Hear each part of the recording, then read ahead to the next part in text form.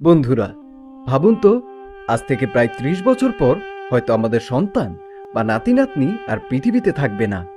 তারা বসবাস করবে আরেকটা গ্রহে, মঙ্গলে। এটা কি আসলেই সম্ভব? আজকে আমরা কোনো কল্পকাহিনী না, একদম বিজ্ঞানভিত্তিক সত্য তথ্য দেখাবো। মানুষ কিভাবে মঙ্গল গ্রহে ঘর বানাবে, বাঁচবে আর জীবন কাটাবে। পৃথিবীর বাইরে মানুষের থাকার জন্য যত গ্রহ আছে, মঙ্গল গ্রহ সবচেয়ে উপযুক্ত মনে করা হয়। এর আকার পৃথিবীর প্রায় অর্ধেক, আর দিনের দৈর্ঘ্য প্রায় পৃথিবীর মতোই ২৪ ঘন্টা ৩৯ মিনিট। আরো বড় ব্যাপার, মঙ্গলের মেরুতে বরফ আছে, মানে সেখানে পানি পাওয়া সম্ভব। তবে সমস্যাও আছে, সেখানের বাতাসে অক্সিজেন নেই বললেই চলে। তাপমাত্রা গড়ে -৬৩ ডিগ্রি, আর সূর্যের বিকিরণ খুব বেশি। তাহলে এত সমস্যার মাঝেও মানুষ কেন মঙ্গল বেছে নিল? কারণ মানুষ মনে করে একদিন হয়তো পৃথিবী বসবাসের জন্য অনুপযোগী হয়ে যাবে। তখন আমাদের নতুন ঠিকানা লাগবে, যাত্রার পরিকল্পনা। মঙ্গলে যেতে এখনো কোনো যাত্রাবাহী রকেট উড়েনি, তবে নাসা আর স্পেসএক্স ইতিমধ্যে বড় পরিকল্পনা করেছে। নাসা এর আর্টেমিস মিশন চাঁদে ঘাঁটি বানাবে, তারপর সেখান থেকে মঙ্গলে যাবে। স্পেসএক্স এর স্টারশিপ রকেট একসাথে প্রায় ১০০ জন যাত্রী ও প্রচুর মালপত্র মঙ্গলে নিতে পারবে। পৃথিবী থেকে মঙ্গলের দূরত্ব প্রায় ৫৫ মিলিয়ন কিলোমিটার।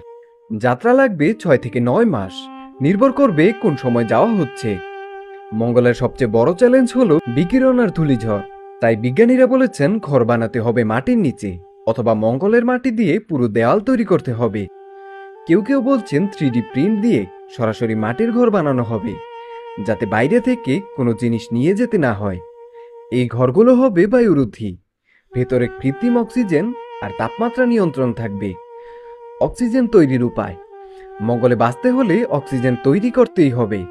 নাসা ইতিমধ্যে মক্সি নামের একটা ছোট যন্ত্র বানিয়েছে, যা মঙ্গলের বাতাসে থাকা কার্বন ডাই অক্সাইড থেকে অক্সিজেন বানাতে পারে।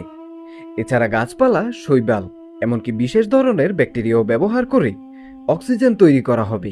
খাবারের জন্য মঙ্গলে বড় বড় গ্রিন হাউস বানানো হবে, যেখানে হাইড্রোপনিক প্রযুক্তি দিয়ে মাটিবিহীন কৃষিকাজ করা হবে। পানি পাওয়া যাবে মঙ্গলের বরফ গলিয়ে, অথবা মাটির নিচ থেকে বরফ খুঁড়ে। এই পানি শুধু খাওয়ার জন্য না, অক্সিজেন তৈরিতেও কাজে লাগবে। বন্ধুরা, মানুষের ইতিহাসে এই যাত্রা হবে সবচেয়ে বড় পদক্ষেপ। যেদিন প্রথম মানুষ মঙ্গলে পা রাখবে, সেদিন পৃথিবী থেকে কোটি কোটি মানুষ চোখ রাখবে সেই লাইভ সম্প্রচারে।